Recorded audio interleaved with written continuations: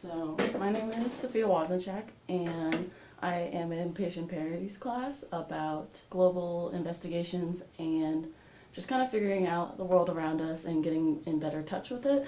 And my concentration is working with forms of art communication. And so I did hieroglyphs, pictoglyphs, is that how you pronounce it? Petroglyph. Petroglyphs, I'm really bad at pronouncing words. And then pictographs. So Okay. kind of like the two different sides, painting versus carving. Okay. And then yourself? My name is Daniel Cole. I'm faculty at Appalachian State, and I'm an art historian, and my concentration is Egyptian art and archaeology. What are some of the non-traditional medias straying away from oils and acrylics that you have researched or experienced in your research? Well, the Egyptians, they like to carve in stone, and they would paint with different materials. So they didn't use oil or acrylic at all. So their painting materials are usually an animal glue binder, and then different minerals, chopped up and made into powder and mixed with that and used as paint on that stuff. So. Just in your personal experience, in anything, have you ever used paint in a form of communication, maybe not as direct language, but a form of expressing emotion or thought? Personally? Yeah. Yeah, I guess. Who hasn't done a painting on their own? Yeah. But yeah, so yeah. I'm an art historian, not an artist, so there is a difference. My art that I do at home is photography. So I do photography stuff at home, but That's awesome.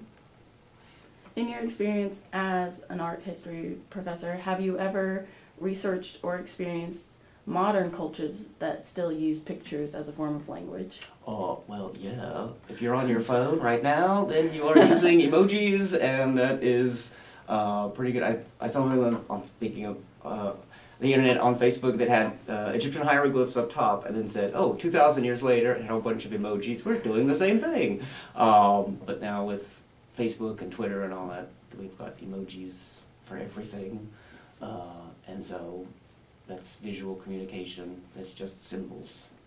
Have you ever gone out and personally experienced any of the art history you have researched? Yes, we've been to Egypt 2 times. We were supposed to go again a couple of years ago, but when governments change, things happen, so you don't get to go.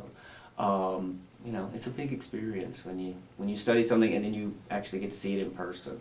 I always tell my students, if you're in a big city, you really should go to the museum and see art in person. Even if you don't really know who the artist is, you get a sense of, you get more details and you get more, just sometimes you can smell the paint kind of stuff, so you get a more personal experience if you see it in person. So, Do you believe in the concept of art being a form of expression, and how it can sometimes portray an individual's feelings better than any written language?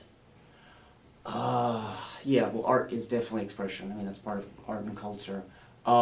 Is it better than written language sometimes? Yes, because some people, if don't know how to phrase things correctly or know the right words to do it, but if they can draw their feelings, I guess, then they may be able to communicate those better. And so, yeah, visual art's definitely expression.